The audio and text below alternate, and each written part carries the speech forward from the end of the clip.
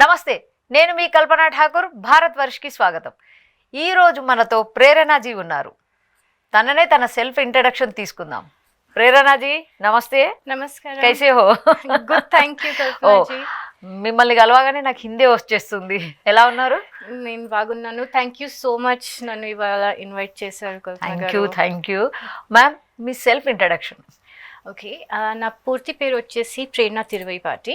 Okay. నేను దళిత్ సమాజం మీద రీసెర్చ్ చేయడం, నేను దళిత్ సమాజంకే పొందిన దాన్ని. సో నేను దళిత్ సమాజం పైన రీసెర్చ్ చేయడం, ఇంకా ఈ అట్రాసిటీ కేసెస్ ఏవి ఉంటాయి చాలా చిన్న పిల్లలవి, పాక్సో కేసెస్ అంటాం. ఓకే. పాక్సో కేసెస్ అయినా లేకపోతే మహిళల మీద ఏమన్నా అత్యాచారాలు, లైంగిక అత్యాచారాలు, అవి కేసెస్ మీద గ్రౌండ్ మీద పనిచేస్తాను. ఇంకా మన రెండు తెలుగు ప్రదేశాల్లో, తెలంగాణలో, ఆంధ్రాలో రూరల్ ఏరియాస్కి వెళ్ళి అక్కడ మతం మార్పిడి ఆపడం, గర్వాప్సీలు చేయడం, వాళ్ళకి యూనో ఏమన్నా గవర్నమెంట్ స్కీమ్స్ గురించి వాళ్ళకి సహాయపడడం. సో నేను నేషనల్ కమిషన్ ఫర్ షెడ్యూల్ కాస్ట్తో, నేషనల్ కమిషన్ ఫర్ విమెన్తో, national commission for child protection, NCPCR child protection రైట్స్తో ప్రధానంగా పనిచేస్తాను. దాని తప్ప నేను హిందూ జన్ శక్తి అనేసి మా ఆర్గనైజేషన్ ఉంది. లలిత్ కుమార్ అన్న ప్రెసిడెంట్ ఉన్నారు, నేను వైస్ ప్రెసిడెంట్ లాగా హిందూ జన్ శక్తిలో ఉంటాను. సో మేము రీసెర్చ్ కూడా చేస్తాము. దాని మీద రీసెర్చ్ పేపర్స్ పబ్లిష్ చేసి, peer reviewed research papers publish చేసి అకాడమిక్లీ కూడా చేస్తాము. ఇంకా గ్రౌండ్ మీద కూడా మహిళలతో, దళిత్ మహిళలతో, చిన్నపిల్లలతో ప్రధానంగా పనిచేస్తాను. చిన్నపిల్లలతో ప్రధానంగా పనిచేస్తారు. సరే, మీకు చాలా ఎక్స్పీరియన్స్ ఉంటుంది ఈ దళిత్ మహిళల మీద జరిగే ప్రాబ్లమ్స్ ఏంటో అన్నీ మీకు ఎక్స్పీరియన్స్ ఉంటుంది. మళ్ళీ మాట్లాడదాం.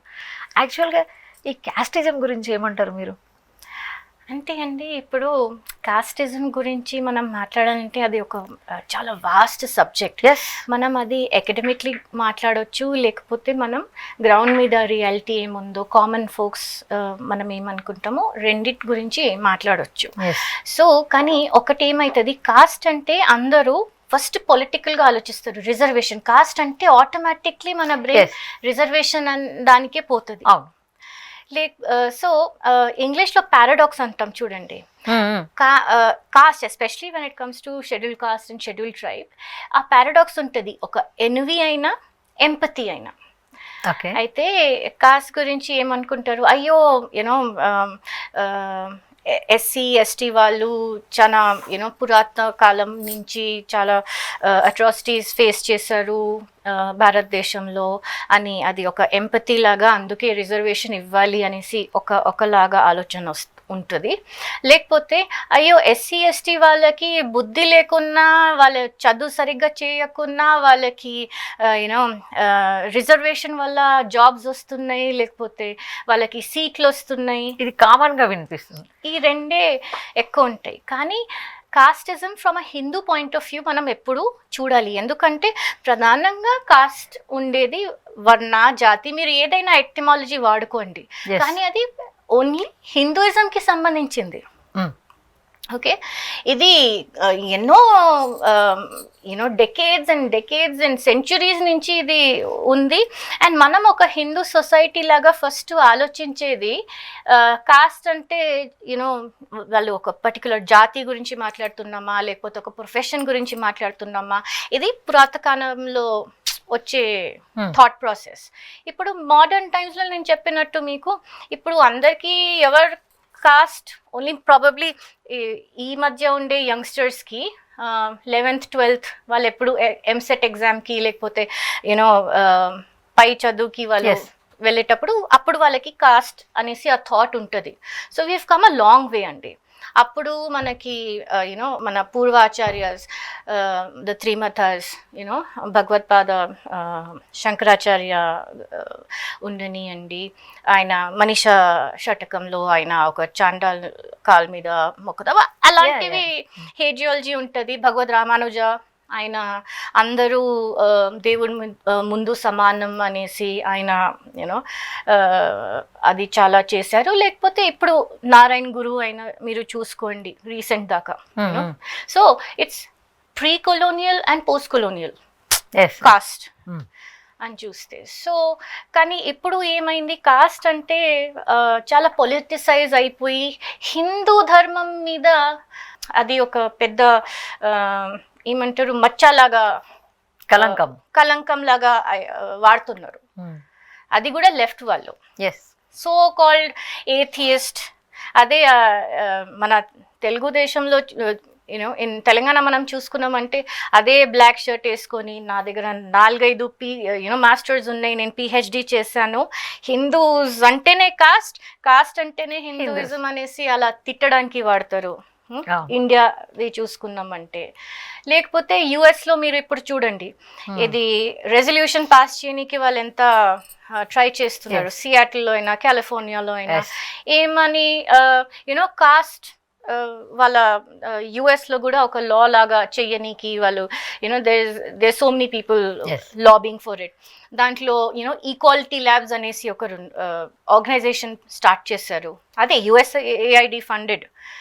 తెన్మొళి సౌందరరాజన్ అనేసి ఒక తమిళ్ అమ్మాయి, తను దళిత్ కాదు. నేను చేసిన రీసెర్చ్ మీరు చూస్తే తను దళిత్ కాదు. సౌందరరాజన్ అని ఎన్నో ఇక్కడ ఇండియాలో పేర్లు ఉంటాయి అలా. You can identify as a Dalit nowadays, even in the US. Like you have Chilkur Pradhan Archaka Swami, Rangarajan Soundarajan garu, Dr. Rangarajan Soundarajan. He has the same name, Soundarajan. So this lady Tenmoli Soundarajan, how can you say she's a Dalit, or you can say that she's a Brahmin? Yes. So surnames తో వాళ్ళు US లో ఎలా identify చేస్తారు? మన దగ్గర అయినా మండల్ ఆఫీస్కి వెళ్ళి కాస్ట్ సర్టిఫికెట్ చేయించుకోవాలి, parents certificate, predominantly father certificate చూపిస్తే మండల్ ఆఫీస్ దగ్గర వెళ్ళాలి. ఒక SC ఆర్గనైజేషన్ వాళ్ళ లెటర్ హెడ్ మీద అటెస్ట్ చేయాలి మీరు SC అని. అప్పుడు అది మండల్ రెవెన్యూ ఆఫీస్కి వెళ్తే మీకు కాస్ట్ సర్టిఫికెట్ దొరుకుతుంది. కానీ US లో వీళ్ళు ఎలా అలా చేస్తారు? ఇప్పుడు మీరు చూడండి, ఆ సిస్కో కేసు అయింది, చాలా ఫేమస్ అయిపోయింది US లో. US సిస్కో కేసులో సుందరయ్యర్ అనేసి ఆయన పైన కేసు వేశారు, Dalit guy, saying that I face casteism in Cisco. మీరు ఈ సుందరయ్యర్ గారి పాత బ్లాగ్స్ మీరు చూసారంటే ఆయన కట్టర్ atheist. Even though Iyer as a Brahmin, ఆయన కట్టర్ ఏథియిస్ట్. ఆయన దేవుళ్ళలోనే నమ్మరు, ఆయన కాస్టిజం నమ్మరు, ఆయన ఏం అలా లేనే లేదు. కానీ అది బట్ అట్లీస్ట్ హీ వాజ్ ఎగ్జానరేటెడ్. ఆయన మీద అట్లీస్ట్ ఆ కేసు ఆయన గెలిచారు, అలా ఏం కాలేదనేసి. కానీ ఇవన్నీ ఈక్వాలిటీ ల్యాబ్స్ లాంటిది. సో అది మీరు ఇండియాలో ఉన్న విదేశంలో ఉన్న cost is a reality. So నేను ఏం ట్రై చేస్తున్నానండి ప్రేక్షకులకి చెప్పడం ఈజ్, ఎప్పుడు కంపారిటివ్ లిటరీ స్టడీస్లో etic perspective and emic perspective ఉంటుంది. The insiders point of view and the outsiders point of view. So as an NRI I have stayed abroad most of my life, and then ఇండియాకి వచ్చి నేను ఇప్పుడు ground మీద పనిచేస్తాను. చాలా rural మూల ప్రాంతాల్లో వెళ్ళి నేను పనిచేస్తాను. కొన్ని ప్రాంతాల్లో అయితే మీరు 7-seater ఆటోలో వెళ్ళాలి. there's no sorry for the interruption. అదే NRI అన్నారు మీరు, అక్కడి నుంచి వచ్చారా? NRI మీరు? యా. సో నేను యాక్చువల్లీ ఇక్కడ ఇండియాలో ఎక్కువ చదువుకోలేదండి. నా స్కూలింగ్ మొత్తం బయటనే అయింది.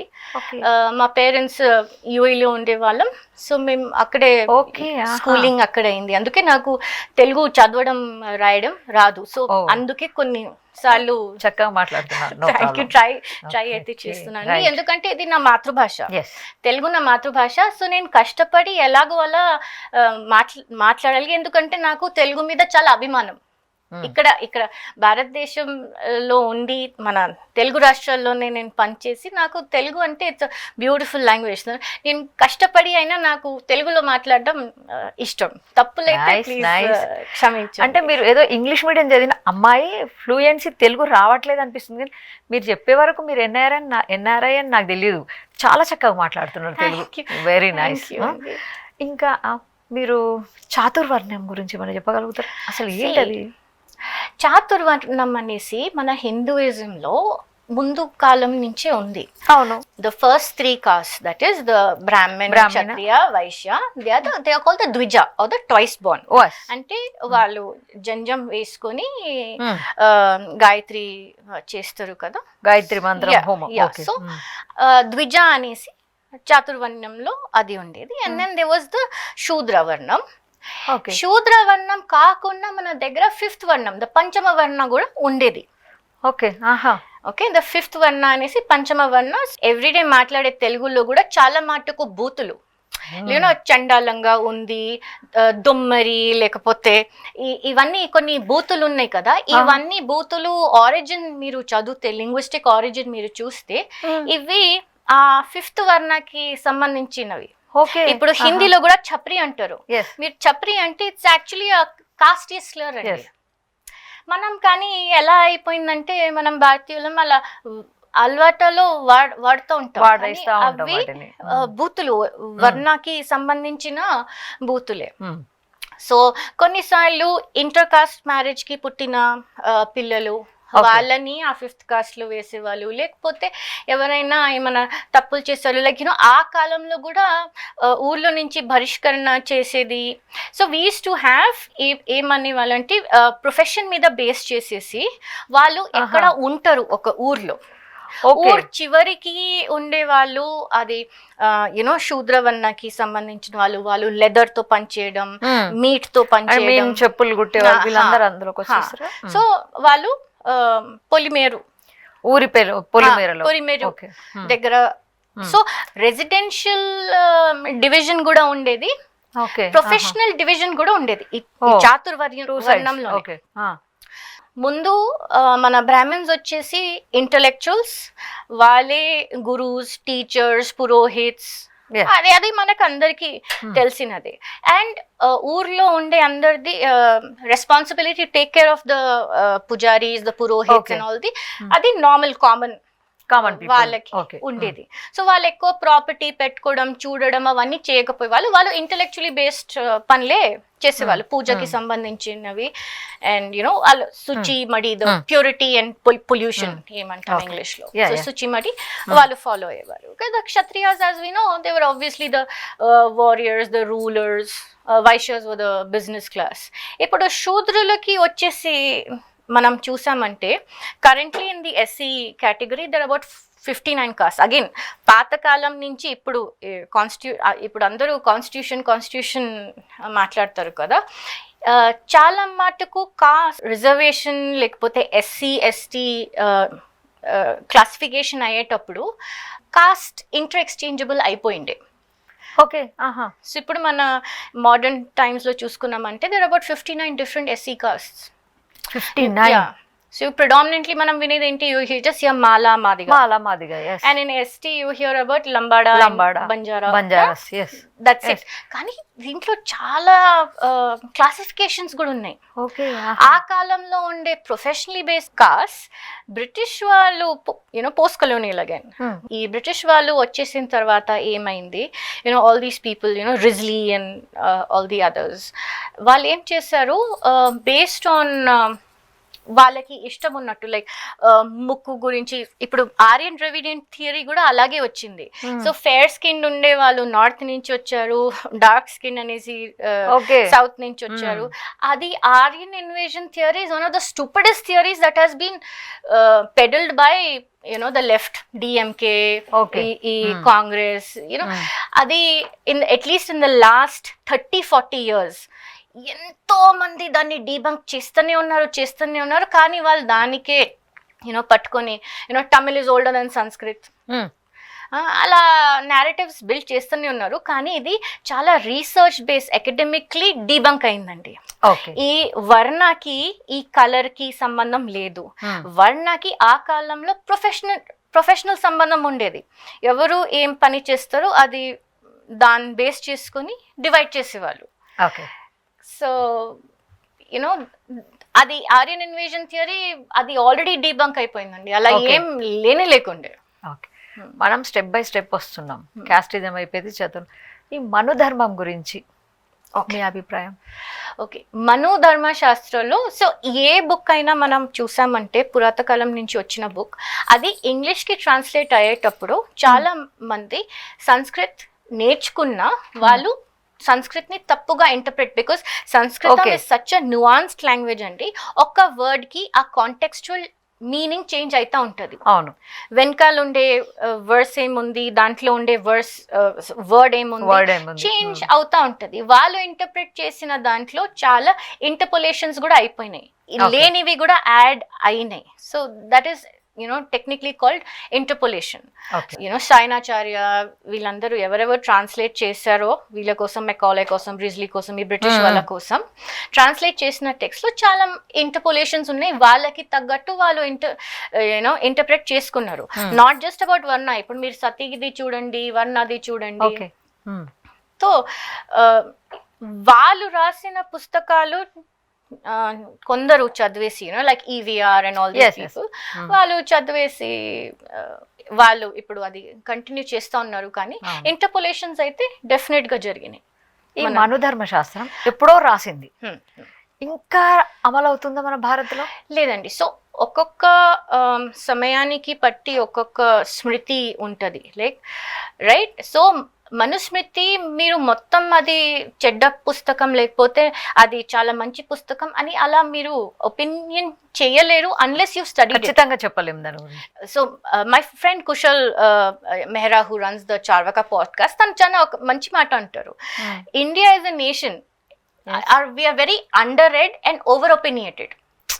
మనం చదవము, మన పుస్తకాలు మనం చదవాలి. వాళ్ళు చెప్పారు, నేను అక్కడి నుంచి విన్నాను అని కాదు. మీరు క్షుణ్ణంగా మీరు దాన్ని చదివి దాని ఇంటర్ప్రిటేషన్, మీకు సంస్కృతం రావాలి. మీరు అది ఇంగ్లీష్ ట్రాన్స్లేషన్ పట్టుకొని మీరు ఏదో చేసేసి దాని మీద ఒపీనియన్ ఫామ్ చేసేసి. ఇప్పుడు మనుధర్మ శాస్త్రంలో నేను ఫర్ ఎగ్జాంపుల్ మీకు ఒక మంచి మాట అంటాం మనుధర్మ శాస్త్రం గురించి. సో హస్బెండ్ అండ్ వైఫ్ ఉంటారండి. ఓకే, హస్బెండ్ ఏమన్నా పుణ్యం చేస్తే హాఫ్ పుణ్యం వైఫ్ కి వస్తుంది. ఇది అందరూ పెద్దవాళ్ళు మనకి చెప్తారు. వైఫ్ ఏమన్నా పుణ్యం చేస్తే తన దగ్గరే ఉంటది, హస్బెండ్ ఏమన్నా పాపం చేస్తే తన దగ్గరే ఉంటది. It is a very evolved way of thinking. ఆ సేమ్ టెక్స్ట్ లో కూడా కొందరు విమెన్ గురించి, శూద్రుల గురించి చెడ్డవి కూడా ఉన్నాయి, లేవు అని నేను చెప్పట్లేదు, ఉన్నాయి. సో ఏది నిజం, ఏది interpolation, that is a subject that needs to be researched thoroughly. More papers need to be encouraged and written about this. So Manudharma శాస్త్రంలో మీరు అలా పడేయడం అలా చేయలేరు. సో ఇప్పుడు ఈ కలియుగంకి సంబంధించేది పరాశర స్మృతి. How many of us have a book of Manu Shastram in our house or Parashara Smriti in our house? ఉండవండి. మన దగ్గర భగవద్గీత ఉంటుంది, ఏ ఇంట్లో అయినా మన దగ్గర భగవద్గీత ఉంటుంది, హనుమాన్ చాలీసా ఉంటుంది, వీల్ హ్యావ్ రామాయణ ఆర్ ఈ బుక్స్ ఉంటాయి. మనుధర్మ శాస్త్రం ఎవరు చదువు? అదే ఇప్పుడు మనుధర్మ శాస్త్రానికి ప్రజెంట్ భారత్లో ఉన్న అంబేద్కరిజానికి ఏమైనా పొందన ఉందంటారా? చూడండి, డాక్టర్ బాబాసాహెబ్ అంబేద్కర్ని మనం డిస్కస్ చేయాలంటే అది it is like an ocean of literature. అదంతా మన ఇండియన్ గవర్నమెంట్ వెబ్సైట్స్ మీద అవైలబుల్ ఉన్నాయి బుక్స్, ఎవరంటే వాళ్ళు చదవచ్చు. And doctor Babasaheb Ambedkar again మీరు చూసారంటే ఆయనది ఎమెకెనెటిక్ పర్స్పెక్టివ్ ఉండే, ఎందుకంటే ఆయన ఇండియాలో పుట్టి పెరిగారు, ఆయన ఈ జాతి వర్ణ డిస్క్రిమినేషన్ ఫేస్ చేశారు. ఆయన కొలంబియా యూనివర్సిటీకి వెళ్ళారు, అక్కడ చదివారు, తిరిగి వచ్చారు. సో ఆయన న్యూయాన్స్డ్ ఉంది. కానీ ఆయన లిటరేచర్ మనం చూసామంటే where he is abusing Hindus in the initial stages where he is. So ఆయనది లిటరేచర్ ఇవాల్వ్ అవుతుందండి. యాజ్ అ పర్సన్ ఇప్పుడు మనం కూడా ఒక ఒపీనియన్ ఉంటుంది, దాని గురించి చదువుతాం, ఇంకో ఎక్స్పీరియన్స్ చేస్తాం. So our thoughts also evolve. In the same way అకాడమియాలో కూడా Babasaheb Ambedkar's books also from hating Hinduism to also hating Islam, criticizing Hinduism, criticizing Islam, criticizing Christianity, criticizing conversions, criticizing the caste system and the rigidity. ఇవన్నీ చేశారు. మీరు only ఆయన Hindus ని hate చేశారు కాబట్టి Hinduism వదిలేసి బుద్ధిజం. ఇంకో మాట అంట మీకు కల్పన గారు, మీరు అంబేద్కర్ గారి బుద్ధిజం మీరు చదివారంటే it is nowhere close to the Buddhism of Vajrayana, Mahayana ఆ బ్రాంచెస్ కి ఈ నవాయన మన బాబాసాహెబ్ ది నవాయనకి ఏం సంబంధమే లేదండి, because the main టెనెన్స్ of Buddhism is ఈ కర్మ, reincarnation, not hurting any animals, like non-vegetarianism. Yes. ఖండిస్తుంది బుద్ధిజం. కానీ మీరు నవాయనకి వచ్చేస్తే first of all there is no concept of karma, there is no concept of reincarnation, there is no concept of eating. In fact, it was the Ambedkarites who encouraged beef eating. So దాన్ని Buddhism అనాలా, లేకపోతే బాబాసాహెబ్ అంబేద్కర్ ఇంకో religion సృష్టించి దాన్ని neo Buddhism అనేసి చెప్పాలా, అది మనం again that is another topic and we can go on and on for hours about it. అలాగే ఇప్పుడు క్రిస్టియన్స్ లో కూడా కులాలు ఉంటాయా? అవి ఉంటే మళ్ళీ అందులో దళిత క్రిస్టియన్స్ అని కూడా ఉంటారా? అసలు ఏంటిది? ఇప్పుడు మీరు చూడండి, మనం నార్మల్గా ఏం చూస్తామంటే ఈ మతం మార్పిడి చేసే ఒక గ్యాంగ్ వస్తుంది, they work like a mafia. It's a well hierarchy ఉండే మాఫియా ఉంటుంది. వాళ్ళు ఊర్లకి, నా పర్సనల్ ఎక్స్పీరియన్స్ గ్రౌండ్ మీద చెప్తున్నాను, వాళ్ళు ఈ దళిత వాడాస్, అంబేద్కర్ వాడాస్ ఉంటాయి కదా మన దగ్గర, ఇప్పుడు కూడా అలాగే ఉంటది. అంటే ఆ స్లమ్ ఏరియాస్ అనాలా? స్లమ్ ఏరియా మీకు ఒక బాబాసాహెబ్ అంబేద్కర్ ది స్టాచ్యూ అవన్నీ కనిపిస్తాయి, అక్కడ ఏరియా అది ఉంటది. అక్కడ ప్రిడామినెంట్లీ హిందూసే ఉంటారు. ఓకే, ఆ హిందూ ఏరియాస్ కి వచ్చేసి, అరే మీకు హిందూయిజంలో సనాతన ధర్మంలో మిమ్మల్ని చాలా హారబుల్ గా ట్రీట్ చేశారు, మీరు సనాతన ధర్మం వదిలేసి మీరు యేసుని నమ్ముకోండి, ఇదిగో బైబిల్ మీరు చదవండి, they'll give you the good news, we've come with the good news, Jesus Christ, ఇది అది అంటారు.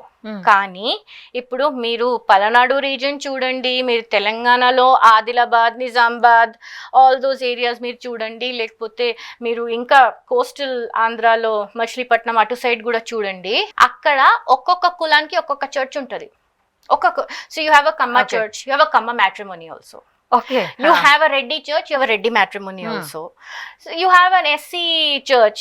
Ippudu SC lo kuda you will never find a Mala marrying a Madiga, or a Madiga marrying a Mala, or a Banjara marrying a Madiga. Undadu akkada. So caste lo, within the caste also there are issues. Right? So కులానికి ఒక cost ఉందండి, కులానికి ఒక pastor ఉన్నారు, కులానికి ఒక graveyard ఉంది. మీరు ఎన్నిసార్లు మీరు నేషనల్ క్రైమ్ బ్యూరో ఎన్సిబిఆర్ రిపోర్ట్ మీరు చూసారంటే దాంట్లో యూ జస్ట్ కీప్ చెకింగ్, ఎన్నిసార్లు ఒక దళిత్ బాడీని వాళ్ళ గ్రేవ్యార్డ్ లో అలౌ చెయ్యలేదు, లేకపోతే దళిత్ అనేసి ఆ దశమ భాగం కోసం వాళ్ళని టార్చర్ పెట్టారు, అప్పు చేసి దశమ భాగం ఇవ్వడానికి ప్రయత్నించారు, చనిపోయారు. ఇవన్నీ స్టోరీస్ వస్తూ ఉంటాయి క్రైమ్ లో. సో వాళ్ళు అనుకుంటారు, అచ్చా మేము యేసు ప్రభువుని నమ్ముకున్నామంటే మనకి ఈ కుల విభేదన, వివక్ష పోతుంది, మేము క్రిస్టియన్స్ అయిపోతే అందరు మమ్మల్ని కలిపేసి ఉంటారు. అలా ఉండదండి, because that is the reality. ఆంధ్రాలో నీకు అన్ని కులాల చర్చ్లు ఉన్నాయి, బ్రాహ్మణ్ చర్చ్ ఉన్నాయి, బ్రాహ్మణ్ చర్చ్, రెడ్డి చర్చ్, కమ్మ చర్చ్, కాపు చర్చ్, ఎస్సీ చర్చ్, ఎస్సీలో మాదిగం మాలా church, different every 10 meters 100 meters చిన్న ఊరికి ఒక 2-3 చర్చ్లు, 5 చర్చ్లు, ఆ శిలాలు పెట్టేసి ఉన్నాయి హైవే మొత్తం, నేషనల్ హైవే శిలాలు. మీరు ఆంధ్ర ఎంటర్ అవుతున్నారంటే ఆ క్రాస్ శిల్వాల్ మొత్తం పెయింట్ శిలాలైనా ఉంటాయి, లేకపోతే పెయింట్ అయినా పెడతారు రాక్స్ మీద. మేము హిందూ జనశక్తిలో ఒక స్టార్ట్ చేసాము, లేదు you can not have this, మేము వెళ్ళి దానికి మళ్ళీ పెయింట్ కొట్టాం. This is a national highway, tax payers money అండి, మనం కష్టపడి సంపాదించి ట్యాక్స్ కట్టే వాళ్ళ పైసలతో అది నడిపిస్తున్నారు. దానిలో చర్చ్ మీరు శిలాలు ఎట్లా పెడతారు? అండ్ ఎవ్రీ ఊర్లో 2-3 చర్చ్లు ఏం అవసరం అండి? అక్కడ ఉండేది ఒక 3 ఫ్యామిలీస్, 3 చర్చ్లు ఉంటాయి అంటే వాళ్ళకి ఆ ఫండింగ్ కూడా అలా వస్తుంది. సో థ్యాంక్ గాడ్ అట్లీస్ట్ ఈ బీజేపీ ప్రభుత్వం సెంట్రల్ లో ఉన్నారు, అక్కడ ట్రంప్ వచ్చారు, యుఎస్ఏఐడి స్టాప్ అయింది, ఇక్కడ మన సెంట్రల్ గవర్నమెంట్ ఆల్సో FCRA చేశారు. సో అట్లీస్ట్ ఆ ఫండింగ్ అయిన వాళ్ళది ఆగింది. సో ఇప్పుడు ఇది మనం క్రిస్టియన్స్ గురించి మాట్లాడాము, ముస్లిమ్స్ గురించి కూడా మాట్లాడదాం. చాలా మంది అప్పుడు ఆ కాలంలో మతం మార్పిడికి గురైన వాళ్ళు తక్కువ చిన్న కులం నిమ్న కులం వాళ్ళే కాస్ట్ చేంజ్ అయ్యారు. ఈ కటిక సమాజ్ అయినా లేకపోతే ఎస్సీ, పర్టికులర్లీ ఆ పాకిస్తాన్, ఇండియా, బంగ్లాదేశ్లో ఉండే ఎస్సీ సమాజమే అయింది. వాళ్ళు ఇప్పటికీ పస్మందానే ఉన్నారు, పస్మంద రిజర్వేషన్ కిందనే వస్తున్నారు. సో క్రిస్టియానిటీలో కులం లేదంటారు, ఇస్లాంలో కులం లేదంటారు. ఇప్పుడు మీరు చూసారంటే పెద్ద పెద్ద ఈ లీడర్స్ ఉంటారు, ఈ ఓవైసీ వీళ్ళందరూ పెద్ద పెద్ద వాళ్ళు పెద్ద కులం సయ్యద్ కి చెందిన వాళ్ళు. ఈ అష్రాఫ్స్ అండ్ అహ్మదియాస్ ఎవరు పాకిస్తాన్ కోసం గొడవ పడ్డారు, and Babasaheb Ambedkar rights it in his book the partition of Pakistan. దాంట్లో కూడా ఆయన చాలా వాళ్ళని he really criticises them in the స్పష్టంగా క్రిటిసైజ్ చేశారు. అందరూ ఈ మధ్య అయితే జోగేంద్రనాథ్ మండల్ గురించి ఇప్పుడు సోషల్ మీడియా వల్ల బయటికి వస్తుంది. కానీ ఈ అహ్మదియాస్, ఈ అష్రాఫ్స్ వీళ్ళందరూ వాళ్ళు తక్కువ కులంకి చెందిన వాళ్ళు, వాళ్ళకి బరియల్ గ్రౌండ్స్ కూడా వేరేగా ఉంటాయి. కానీ ఇది ఎవరికి తెలియదు. ముస్లిమ్స్ అనగానే ఒకటే కులం అనుకుంటారు చాలా మంది. ఇప్పుడు మన దగ్గర ఇన్ని కులాలు అంటాం, కానీ ముస్లిమ్స్ అనగానే వాళ్ళందరూ ఒకటేనేమో అనుకుంటారు. చాలా మందికి తెలియదు ఈ విషయం. ఇప్పుడు మీరు హైదరాబాద్ లోనే మీరు చూసారంటే వాళ్ళు ఏమంటారు, మేము ప్రాఫిట్ కి ఫ్యామిలీకి సంబంధించిన వాళ్ళు, అక్కడి నుంచి వచ్చిన వాళ్ళం మేము అందరూ. అంటే వాళ్ళు మతం మార్పిడికి గురి అయ్యారనేసి వాళ్ళకి ఒప్పుకోనికి C I am a Dalit woman, okay? I am very proud of the fact that na grandparents, great grandparents, పూర్వీకులు ఎంత టార్చర్ పెట్టిండొచ్చు, వాళ్ళని ఎంత డ్యూరెస్ ఫేస్ చేసిండొచ్చు. వాళ్ళు హిందూస్ లాగానే ఉన్నారు, వాళ్ళ వల్ల నేను ఇవాళ హిందూ లాగా ఉండగలుగుతున్నా. and I'm a very proud Hindu. I wear my identity as a Hindu and as a Dalit very proudly on my sleeve. కానీ ఇస్లాంలో, క్రిస్టియానిటీలో అలా ఉండదు. వాళ్ళు ఏమంటారు, మేము సిరియన్ క్రిస్టియన్స్. అంటే మీరు కేరళ వాళ్ళు సిరియా నుంచి వచ్చారా? You want us to believe that? So ఇది మొత్తం డెల్యూజనల్ ఉంటుంది. ఇప్పుడు సోషల్ మీడియాలో డెల్యూలు, ఇన్స్టా డెల్యూలు పెట్టామంటే ఆ డెల్యూలు కేటగిరీలో all these people who claim to be Syrians, these people who claim to have come from Saudi Arabia, from Mecca and Medina, పొడు దోస్ డిష్ డాషెస్ వేసుకొని తలకి అది పెట్టుకొని అరబ్స్ లాగా. They don't. పాకిస్తాన్లో కూడా అదే ప్రాబ్లం ఉంది. మేము తుర్కీకి సంబంధించిన వాళ్ళం. మేము ఇప్పుడు తుర్కీదైతే ఆగిపోయింది కొద్ది మట్టుకు. అప్పుడు మేము ఇరాన్కి సంబంధించిన వాళ్ళం, ఇరాక్కి సంబంధించిన వాళ్ళం. పాకిస్తాన్లో పుట్టి పెరిగి వాళ్ళు కొట్టిన తర్వాత మేము మతం మార్పిడి చేసామని ఎవరు చెప్పుకోరండి, చెప్పుకోరు. ఇది ఒక పెద్ద ప్రాబ్లం. సో ఈ వహాబిజం అయినా, ఈ బరేల్వి, ఈ ఎక్స్ట్రీమిస్ట్ వాళ్ళు ఎవరు ఉన్నారో వాళ్ళు ఇండియాలోనే స్టార్ట్ అయింది ఇదంతా, ఈ ఇస్లామిక్ ఎక్స్ట్రీమిజం. నాకు కొన్నిసార్లు అర్థం, we need to come to terms with reality అండి.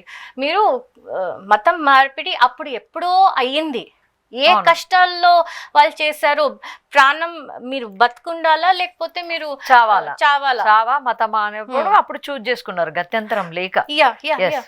సో అది ఎవరు యాక్సెప్ట్ చేసుకోరు, అదొక పెద్ద issue.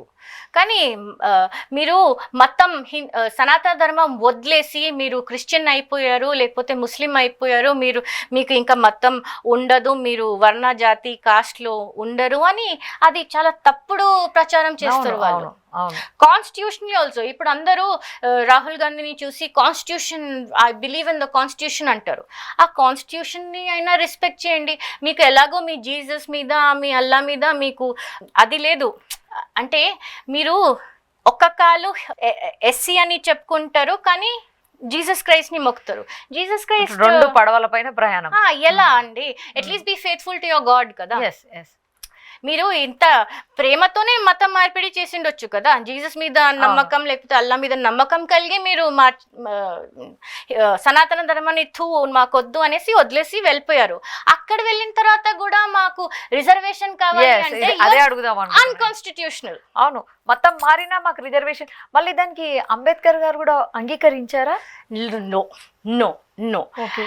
See, the entire Constituent Assembly, Baba Saheb Ambedkar, అందరూ the whole constitution ఏమంటది, మీరు ఎస్సీ ఉంటే, and specifically I'm only talking about ఎస్సీస్. ఓకే, మీరు ఎస్సీ ఉన్నారంటే మీరు హిందూ ఉంటేనే మీరు ఎస్సీ.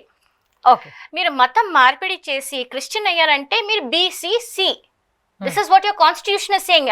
రెడ్ పుస్తకం కాన్స్టిట్యూషన్ పెట్టుకొని చూపిస్తారు కదా, ఆ కాన్స్టిట్యూషన్ మీరు ఏది నమ్ముతారో ఏది పూజలు చేస్తారో ఆ కాన్స్టిట్యూషన్ అంటది బీసీసీ. మన తెలంగాణలో మీరు ముస్లిం అయిపోయారు, ఎస్సీ వదిలేసి మీరు ముస్లిం అయిపోయారంటే మీకు బీసీఈ, బీసీబీ ఇవి వస్తాయి. కానీ మీరు రిజర్వేషన్ కూడా కావాలి మాకు మతం మార్పిడి కూడా కావాలి అంటే మీరు కాన్స్టిట్యూషన్కి ద్రోహం చేస్తున్నారు, మీరు పూజించే మీ దేవుడికి ద్రోహం చేస్తున్నారు. యాజ్ హ్యూమన్ బీయింగ్స్ ఆల్సో మీరు చాలా తప్పుడు చేస్తున్నారు. You're unconstitutional. దళిత్ క్రిస్టియన్ అని వర్డే లేదండి. Dalit and Christian is an oxymoron. ఈ రెండు వర్డ్స్ మనం వాడలేము together. Just like Periyar and Ambedkar. Periyar Ambedkar circles ఉంటాయి. పెరియార్కి అంబేద్కర్కి అసలు ఏం ఐడియాలజికలీ దేవర్ పోల్స్ అపార్ట్. కానీ వీళ్ళు ఇప్పుడు దాన్ని క్లబ్ చేసేసి పెరియార్ అంబేద్కర్ సర్కిల్ అంటారు, Dalit Christian so he was a progressive liberal. Baba Saheb believed in the thing that SC reservation should be there only for the Hindus. He believed in all this. EVR on the other hand, he's not done. Yes. He didn't believe in any of this. He was just using caste to progress his political ambitions and everything, and that is going on till date. ఇంకొకటి ఎప్పుడైనా నేను విన్నాను slogan జై భీమ్ ఏంటి అవి అన్ని, అసలు దాని గురించి ఏంటది? అది ఇంకో ఆక్సిమోరాన్ అండి, దళిత్ క్రిస్టియన్ లాగానే. ఏంటది? సో జై భీమ్ అనేసి ఫస్ట్ నేను మీకు దాని హిస్టరీ చెప్తాను, ఎక్కడి నుంచి స్టార్ట్ అయింది. చాలా మంది ఎస్పెషలీ యూత్ ఏమనుకుంటారు, జై భీమ్ అనేసి మన పెద్ద ఓవేసీ గారు పేరు కాయిన్ చేశారు, లేకపోతే వాళ్ళ నాన్నగారు అలా. అది కాదు.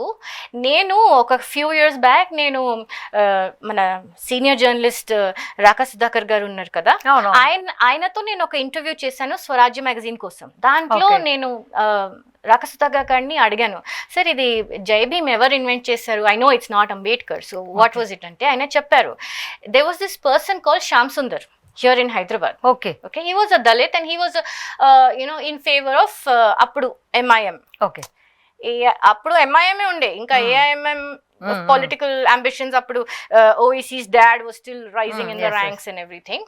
సో ఆ శ్యామ్ సుందర్ గారు వచ్చేసి అక్కడ నంపల్లిలో జంగం బస్తీలోనే ఉండేవారు.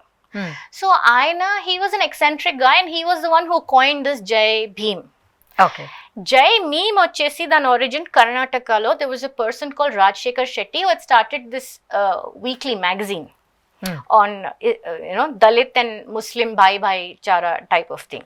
సో కర్ణాటకలో అండ్ హైదరాబాద్ లో ఇది స్టార్ట్ అయింది. కానీ Jai Bhim Jai MIM is as an oxymoron as Dalit Christian or Muslim Dalit అలా ఏం ఉండదండి. Constitutionally your wrong. అది తప్పుడు ప్రచారం. జై భీమ్ జై మీమ్, జై భీమ్ జై మీమ్ అంతా ఉంటుంటే ఇప్పుడు జరిగే అట్రాసిటీస్. నేను ప్రిడామినెంట్లీ చిన్నపిల్లలతో ఆడవాళ్ళతోనే పనిచేస్తాను, దళిత్ సమాజంకి సంబంధించిన వాళ్ళు, లేకపోతే జనరలీ ఆడవాళ్ళతో చిన్నపిల్లలతో పనిచేస్తాను.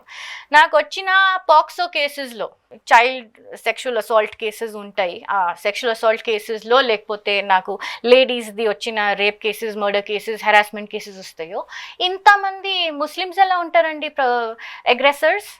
విక్టిమ్స్ వచ్చేసి హిందువులు ఉంటారు, అగ్రెసర్స్ వచ్చేసి ముస్లిమ్స్ ఉంటారు. సో అక్కడ జై భీమ్ జై భీమ్ ఎక్కడ పోయిందండి? ఇప్పుడు రాయట్స్ లో అయినా మీరు చూస్తే రాయట్స్ అది దళిత్స్ అండ్ ముస్లిమ్స్ ఆ పొలిమేరు మనం ఇప్పుడే డిస్కస్ చేస్తాం కొద్దిసేపు ముందు అండి. The houses where the Dalits use to stay, అవి హైదరాబాద్లో కూడా ఓల్డ్ సిటీలో కూడా those are the areas with Muslims also stay. Riots అయినప్పుడల్లా, కమ్యూనల్ క్లాషెస్ అయినప్పుడల్లా ఈ దళిత్స్కి ఈ ముస్లిమ్స్కి అవుతుంది. తో అప్పుడు జై భీమ్ ఎక్కడ పోతుందండి? చచ్చిపోయిన పిల్లలు చాలా మంది హిందూ దళిత్ అబ్బాయిలే ఉంటారు. చంపిన వాళ్ళు అప్పుడు వాళ్ళకి జై భీమ్ గుర్తురాదు. సో ఇవన్నీ పొలిటికల్ ఆస్పెక్ట్స్ అండి. దీనికి హిస్టారిక్లీ అయినా లేకపోతే కల్చరల్లీ అయినా ఏం అది లేదు, సంబంధం లేదు వీటికి. సో ప్రేరణాజీ, మీరు పోక్సో దాని గురించి చాలా కష్టపడుతున్నారు, ఉమెన్స్ కోసం, పిల్లల కోసం. అసలు ఏంటి, అసలు ఎలా జరుగుతున్నాయి కేసులు? ఏదన్నా ఒక బెస్ట్ ఎగ్జాంపుల్ చెప్పగలుగుతారా? అసలు కేసు మిమ్మల్ని బాగా బాధించింది? అన్ని కేసెస్ బాధాకరంగానే ఉంటాయండి. ఏ అసలు కన్క్లూజ్ ఏముంటుంది ఈ కేసులలో అసలు? అంటే అండి, నేను ఈ 2016లో నుంచి స్టార్ట్ చేశాను. 16 నుంచి చేస్తున్నారు? 2016 నేను ఇండియాకి వచ్చేసి గ్రౌండ్ మీద పనిచేయడం అవన్నీ స్టార్ట్ చేసినాను. ఇప్పుడు అందరికన్నా చిన్న విక్టమ్ నాకు ఉండే దళిత్ చిన్న పాప 9 years old ఉండే. ఈ పోక్సో వచ్చేది వాళ్ళ గురించి కదా? పోక్సో అంటేనే అది prevention of sexual atrocities on children. POCSO and పోక్మా కూడా ఉంటుంది, ఆ మ్యారేజ్ యాక్ట్ గురించి, మైనర్స్ కదా. సో పోక్సో కేసులో నాకు అందరికన్నా చిన్న victim was a 9-year-old girl. Okay. తనని వెనకాల నుంచి పెట్రోల్, ఒక 32-year-old ముస్లిం మ్యాన్ తన వెనకాల నుంచి పెట్రోల్ వేసి కాల్చేశాడు. She survive 70% burns. తన mother father daily wage workers. Okay, so it was a 70% burns case. అప్పుడు జై భీమ్ వాళ్ళు ఎవరు రాలేదు అక్కడి నుంచి. చంద్రశేఖర్ ఆజాద్ రావణ్ రాలేదు ఇక్కడి నుంచి, పెద్ద వేసి చిన్న వేసి ఎవరు రాలేదు, ఈ మహిళా సంఘాలు ఎవరు రాలేదు. ఆ చిన్న పాపని కర్నూలు మెడికల్ కాలేజ్లో బర్న్స్ యూనిట్ అండ్ ఆపరేషన్ థియేటర్కి ఆల్మోస్ట్ ఆ టైంలో, I don't know house the situation now, కానీ ఆ టైంలో కచ్చా రోడ్ ఉంది. Almost like 500 to 800 meters burns unit నుంచి థియేటర్కి తీసుకెళ్ళడానికి.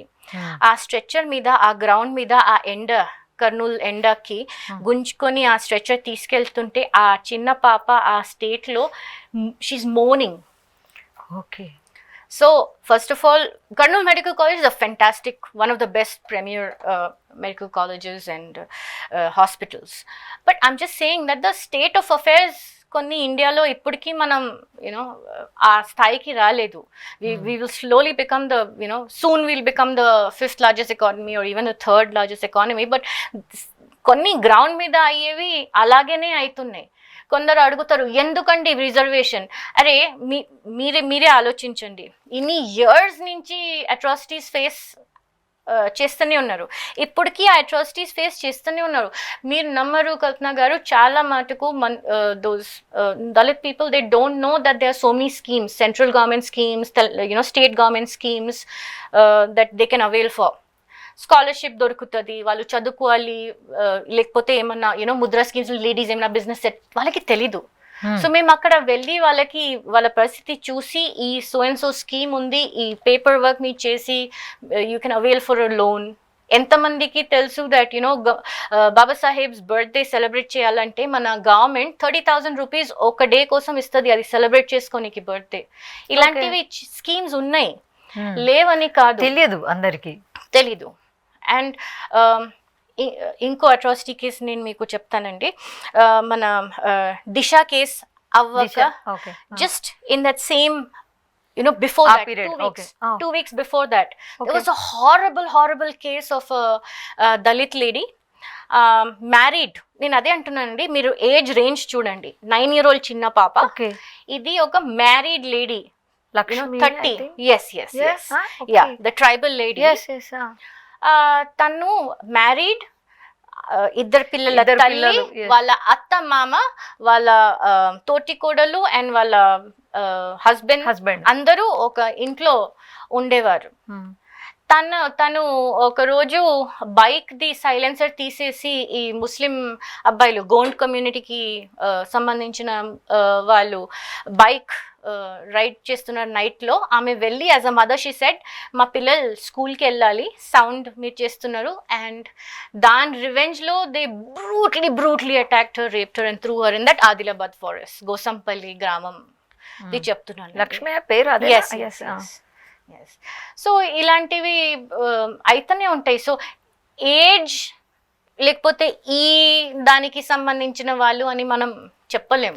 అవును. It can be any lady, it can be a small child, it can be anybody. Age fact అనేది ఏమీ లేదు అక్కడ.